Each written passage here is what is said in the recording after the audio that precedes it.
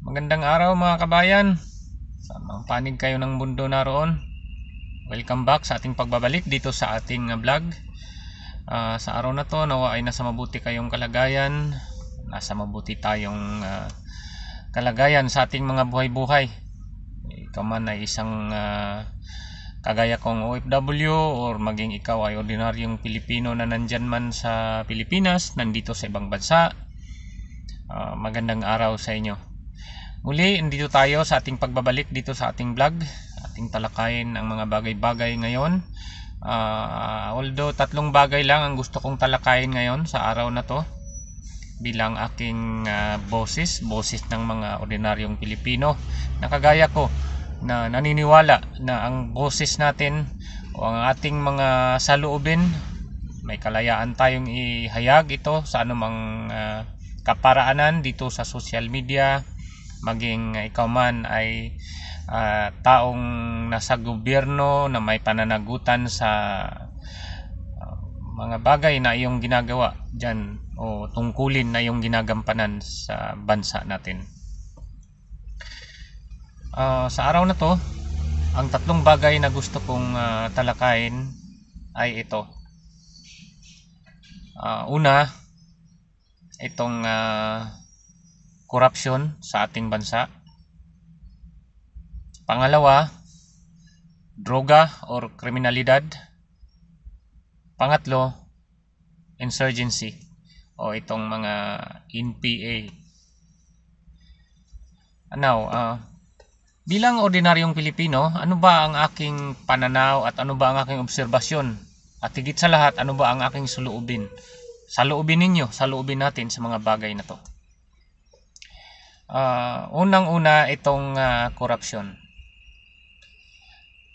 Ang korupsyon, mga kababayan, noon pa man, bata pa tayo, naririnig na natin yan. Hanggang ngayon, laganap at malala ang korupsyon sa ating bansa. Medyo nakapagpahinga lang tayo ng bahagya, bumaba nung nakaraang administrasyon. So, ano ba ang nangyari at bakit ba nagkaganito at bakit ganito pa rin ang ating bansa hanggang sa ngayon? Well, maalala natin na dahil sa korupsyon na yan, isa yan sa dahilan kaya na-impeach ang ating VP Sara dyan sa Kongreso. Bakit? Simple lang. Mababasa mo ang mga naratibo ng ating mga congressmen na nagsasabi na sila ay tumanggap or pilitang pumirma sa impeachment na yan dahil sa kalakip or kapalit na halaga. So, huwag na tayong magpatumpik-tumpik. Yan ay malinaw na korupsyon. Di ba? At kung ang isang impeachment na inahain ay nakabase dahil sa kapalit na halaga, malinaw na yan ay invalid ayon sa ating mga batikang mambabatas o batikang abogado na alam ang batas. So meaning, na-impeach si VP Sara hindi dahil sa merit ng complaint or merit ng article of impeachment, kung hindi dahil sa korupsyon sa pera. Imagine, 150 million kapalit sa iyong pirma. Di ba yan ay harap-harapan at maliwanag pa sa sikat ng araw na niluloko na tayo ng ating mga mambabatas. 25 million ayuda. 25 million AX, I don't know kung anong AX na yan. 100 million worth of project sa iyong distrito. Diba? So narinig natin ang pahayag ng isang congressman, no? Congressman natin dyan sa District 1 sa Cagayan de Oro. Special mention kay Congressman Swan.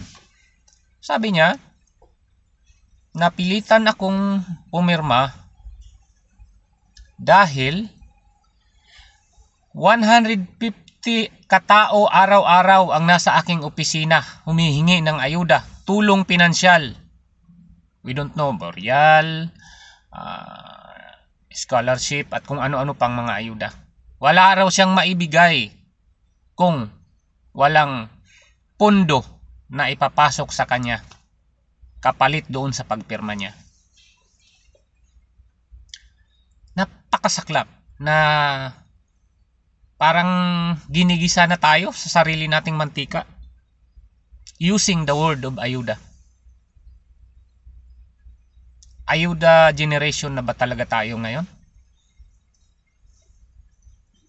Ganyan na ba talaga pinapaikot tayo sa ating mga congressmen, sa ating mga namumuno ngayon? Para lang i-justify ang korupsyon? Di ba? Tahol sila ng tahol na kuno 125 million na confidential fund ay kinurakot or binulsa or whatsoever na reason. Kaya nila inakusahan si BP Sara ng ganyan, 125 million.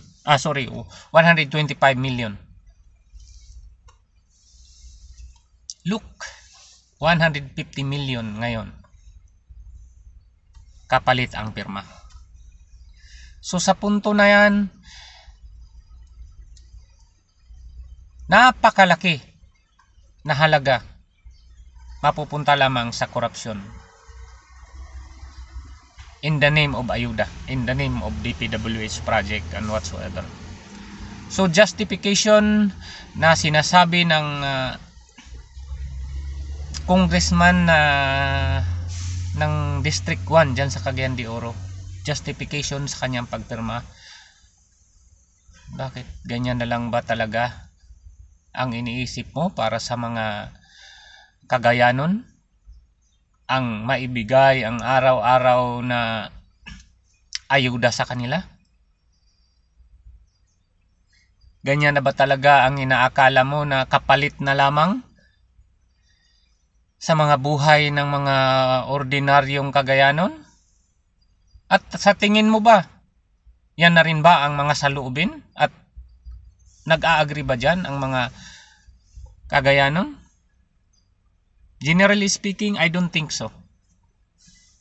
Dahil walang matino o walang normal na tao. For example, ikaw, isa kang anak, no? Hindi ka pa man makatayong mag-isa, natural yon na ayudahan ka, susuportahan ka ng iyong ama. Pero hindi sa lahat ng panahon hanggat sa magiging mature ka, paglaki mo, ay aasa ka na lang ng isusubuan ka ng iyong ama. The same way na gusto ng isang ama na magiging handa ka sa iyong buhay, hindi sa pamamagitan ng ayuda, kung hindi magiging handa ka sa buhay mo para hindi ka umasa na lang sa iyong sa isang subo, kumbaga. Di ka hangtod buhi, magpahungit na lang permi.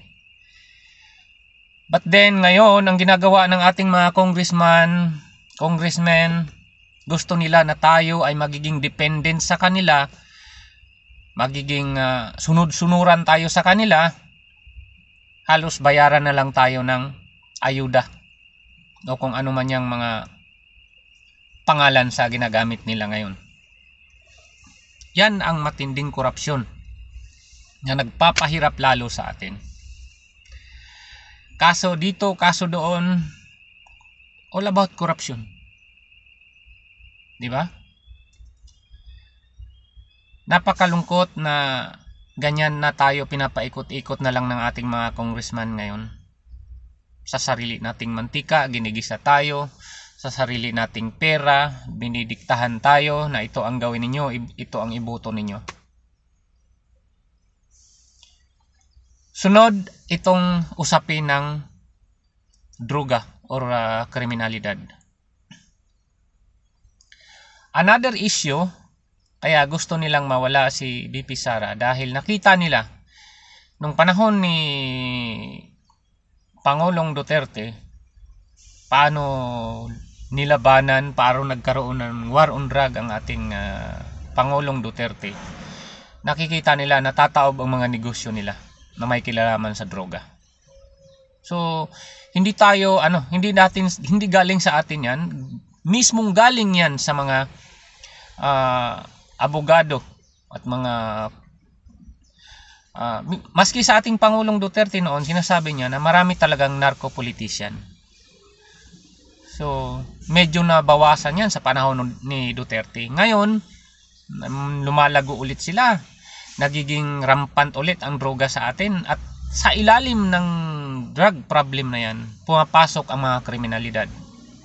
Rape, hold-upan, patayan, at marami pang iba.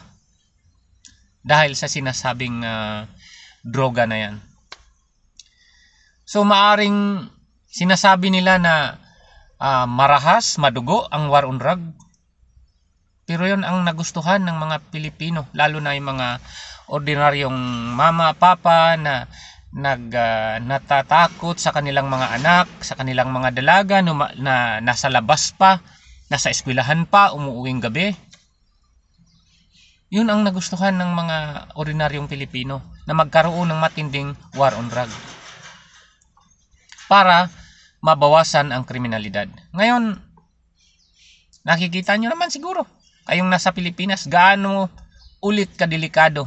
Abutan ka ng gabi, abutan ka ng 10 oras ng gabi dyan sa labas ng inyong bahay mismo.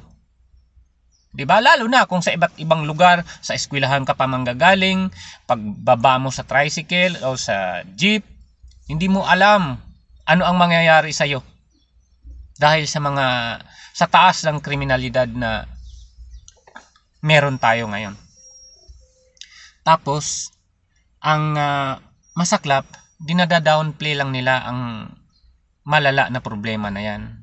Tingnan mo, mismo ang PNP chief na natin nagsasabi na wala yan, ano lang yan, yung mga tao lang yan na gustong mag-extend ng kanilang oras, kaya gumagamit sila ng drugs. Diba? Kaminusan nila, dina-downplay lang nila, minamaliit nila ang problema na yan. Kaya ang mga ordinaryong Pilipino nagdududa na ano, baka kayo naman ang nagpo-protect niyan o kayo mismo ang may business na yan. Diba? Hindi natin maipagkaila na ang droga ay napakalaking problema sa ating bansa. At hindi lang sa ating bansa, sa buong daigdig. Ngayon, bakit hindi nila nagugustuhan sila na nasa Kongreso, majority? 'Di ba? Yung pumirma na 215 na mga congressmen, sila yung mga bumabatikos o sila yung mga hindi sumasang-ayon sa war on drug. 'Di ba? Nung panahon ng Quadcom, 'yun ang pinagdidiinan nila na keso madugo, keso maraming human rights violation at kung ano-ano pa. Yun ang problema. Bakit ganito ang mga mentalidad ng ating mga congressmen? At naniniwala ako na hindi na sila ang mga taong sinasabi na representante ng bawat Pilipino sa kanyang distrito. Hindi na yan eh. Malakas ang paniniwala ko na hindi na yan mga yan ang nagrepresenta sa saloobin at damdamin ng mga Pilipino sa kanya-kanyang distrito. Napakahirap na basta-basta na lang nagiging ganyan ang ating bansang Pilipinas dahil dyan sa mga namumuno sa ating bansa ngayon.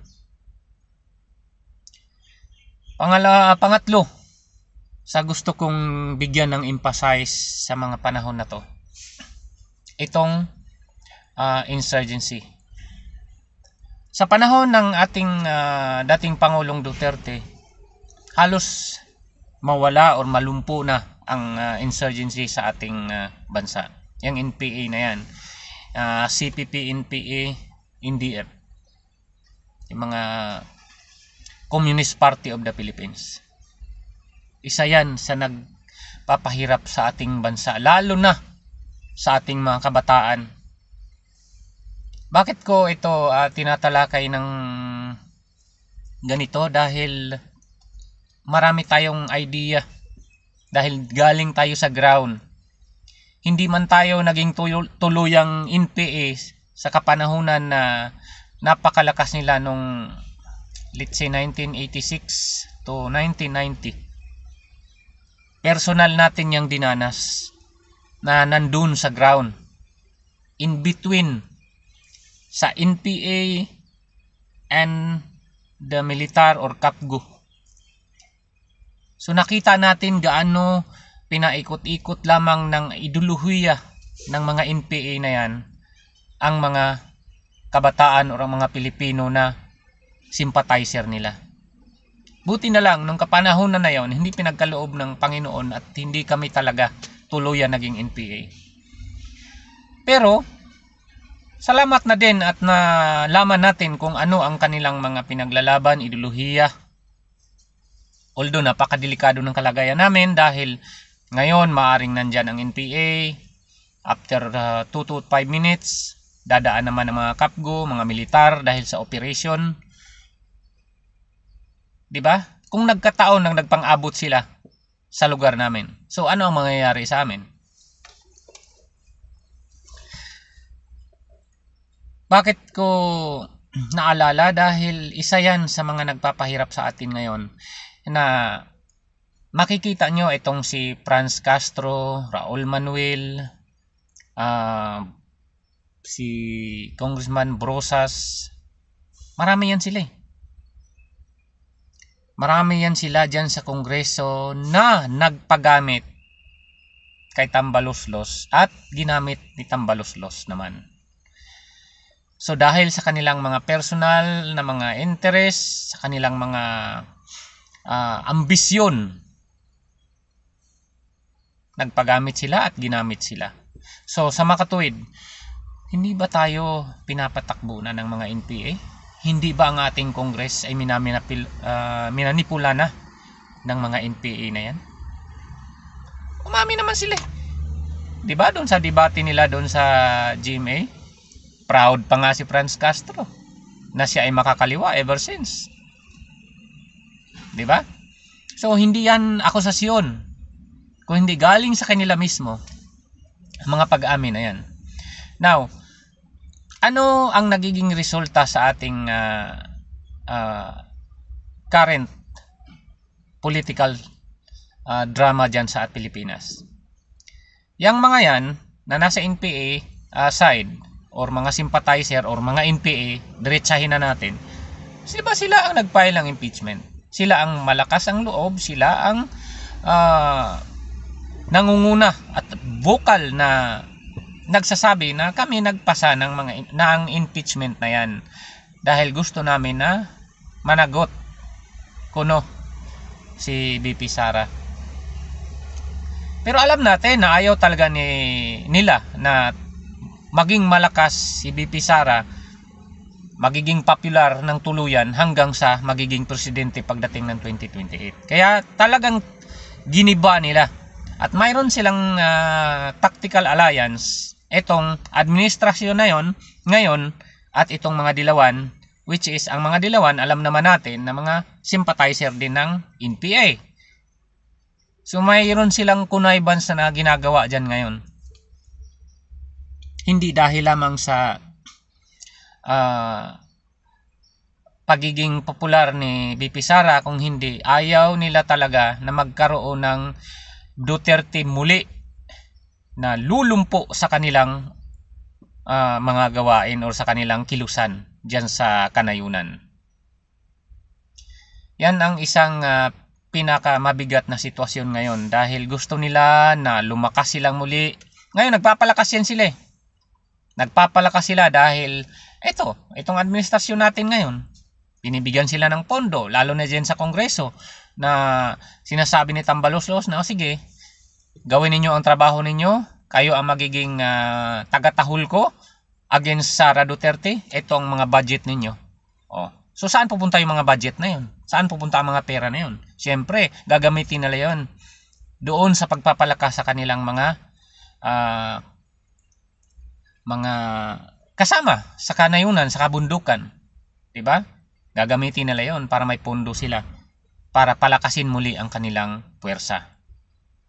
So, nagkaroon ng gamitan. Nagpagamit sila in exchange of money.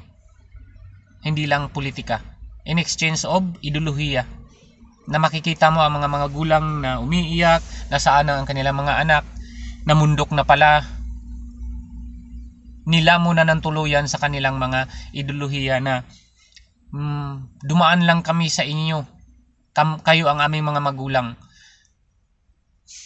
Pero wala kayong karapatan para diktahan kami sa aming tungkulin sa ating bansa.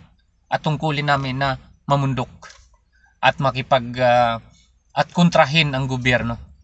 So yan ang sitwasyon ngayon na nagkaroon ng gamitan, nagkaroon ng connivance, tactical alliance, which is nakikita ko na mas magulo pa ang mangyayari dahil ipalagay natin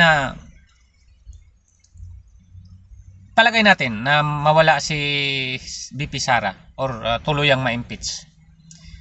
Sino ang uupo ng Vice Presidente? 'Di ba? Base sa ating saligang batas, mag-appoint ang presidente kung sino man ang kanyang Vice Presidente base sa qualification na meron. 'Di ba? So, most probably i-appoint niya yan si Romualdez. Sa tingin nyo ba papayag ng basta-basta ang mga dilawan? Sa tingin nyo ba papayag ang mga pinklawan ng basta-basta?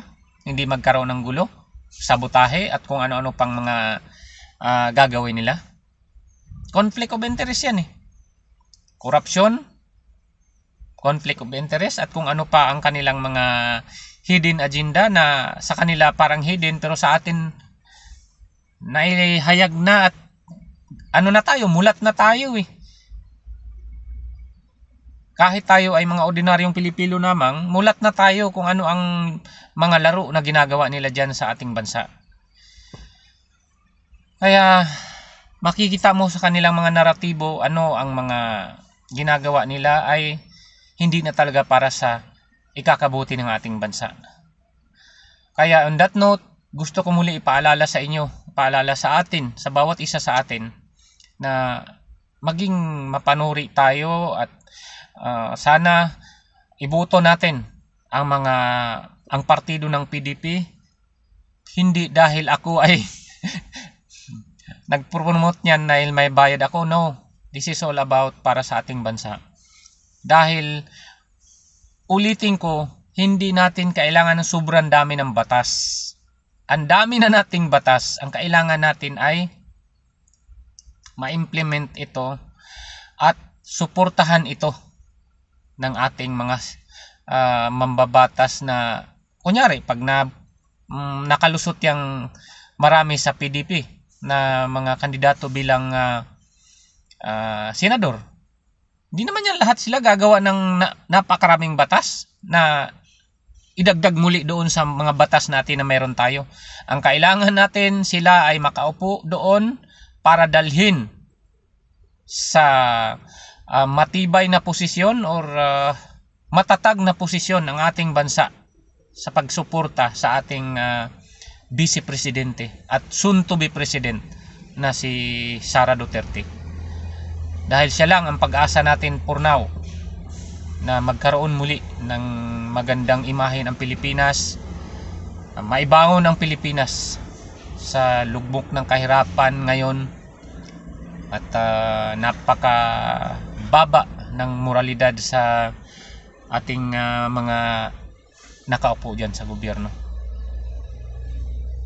So yun lang mga kabayan, i-comment nyo ang inyong mga idea, like and comments dyan sa ating channel, dyan sa baba natin. Wala namang bayad yun, mag-subscribe para matulungan natin ang mga Pilipino, kapwa nating Pilipino na nakikipaglaban hindi lamang sa dyan sa Pilipinas, kung hindi maging nandito sa ibang bansa. Patuloy nating na inihahayag at ang ating mga saloobin, ang ating mga ideya, mga obserbasyon para sa ikakabuti ng ating bansa.